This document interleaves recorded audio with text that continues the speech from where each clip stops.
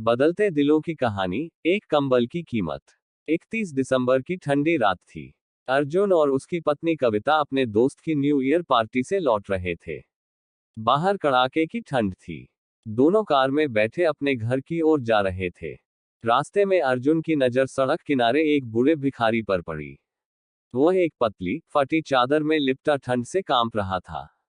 अर्जुन का दिल पसीज गया। उसने तुरंत गाड़ी रोक दी। कविता ने चौंकते हुए पूछा, गाड़ी क्यों रोकी आपने? अर्जुन ने शांत स्वर में कहा, देखा नहीं, वह बूढ़ा ठंड में कांप रहा है। गाड़ी में जो कंबल रखा है, उसे दे देते हैं।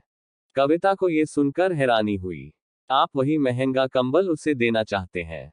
वो इसे ओढ़ेगा नहीं, बल्कि बेच देगा। ये लोग ऐसे ही होते हैं। अर्जुन ने मुस्कुराते हुए गाड़ी से कंबल निकाला और उस बूढ़े को दे दिया।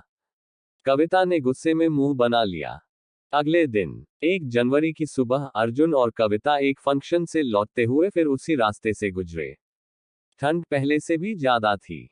कविता ने कहा, चलिए देखते हैं उस बूढ़े का क्या हाल है।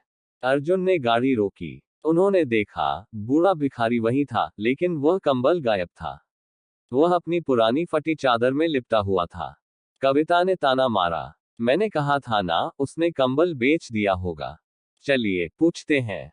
दोनों उसके पास गए। कविता ने व्यंग्य भरे स्वर में पूछा, बाबा, वो कंबल कहाँ है? बेचकर नशा कर लिया। बूढ़े ने अपनी कांपती उंगलियों से थोड़ी दूर इशारा किया। वहां एक बूढ़ी महिला लेटी थी, जिसने वही कंबल ओढ़ रखा था। बूढ़े ने धीरे से कहा, बेटा, वो महिला पैरों से अपाहिज है।